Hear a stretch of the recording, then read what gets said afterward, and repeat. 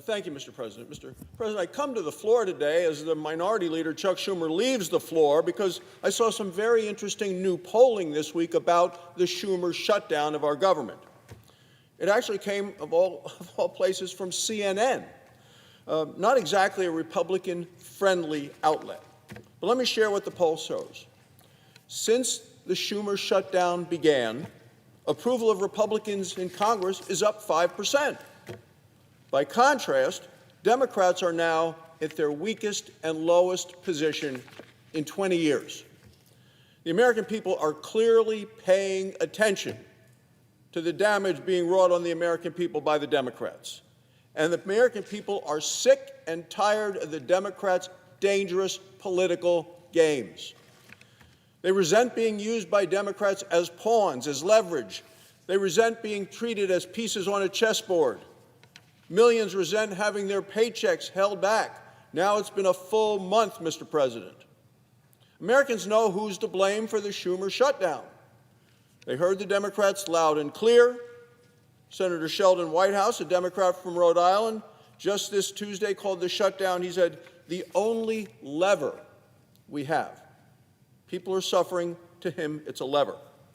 Senator Chris Coons of Delaware said almost the exact same thing last week to a national television audience.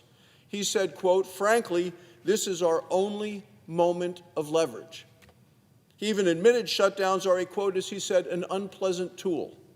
Then he voted for the 13th time yesterday to use the tool to keep the government closed. Well, food pantries in Senator Whitehouse's home state of Rhode Island are getting slammed. Democrats call that leverage. Families in Delaware are making, quote, backup plans, according to the news, just to get groceries. Democrats call that leverage. It's not leverage. It's picking pain for people for political purposes. It is a hunger to use it as a bargaining chip. Democrats refer it as unpleasantness. We're now 30 days into the Schumer shutdown. It's the longest full shutdown in the history of this country. For 30 days, Democrats have chosen leverage over lives. They've chosen politics over paychecks. And they would rather fight President Trump than feed American families. This weekend, 42 million Americans will lose food assistance. Say that again, 42 million Americans. It's 1 in 8. Twice as many Americans are on the failed Obamacare exchanges that the Minority Leader was just talking about, which Democrats are still trying to prop up, even though it has failed on its promises to control costs. And as a headline in the New York Times on Sunday said, Obamacare is pricey. Democrats are putting free health care for illegal immigrants ahead of American families, ahead of American seniors, ahead of American veterans, ahead of American soldiers, ahead of American workers. That's their priority, free health care for illegal immigrants. We have citizens in this country, real people in real pain, and they count on food assistance to put food on the table. Now these families are living in limbo, and their balance is about to hit zero. So what happens to them next week if the Democrats keep the government shut down as they voted 13 times to do so? And what about the week after that? Families will go hungry because Democrats keep playing this dangerous political game. Now, even some Democrats are calling on the Democrat Party to change course. Listen to the words of Senator Catherine Cortez Masto of Nevada. She said, she was interviewed actually yesterday on CNN, and I'll quote, I don't think federal workers should be political pawns. She said, I don't think we should swap the pain of some Americans for others. I think we should be lifting all of them up and helping them. Senator Cortez Masto is one of the few reasonable Democrats who has been voting for a clean, continuing resolution to reopen the government. Here's the simple truth. Senate Republicans have voted 13 times on a clean, bipartisan, continuing resolution to reopen the government. That's 13 votes for funding food assistance, for paying the troops, for paying the federal workers, for paying TSA agents, for paying air traffic controllers, for paying Border Patrol, for paying Capitol Police, who are here and have been working for the last month without pay.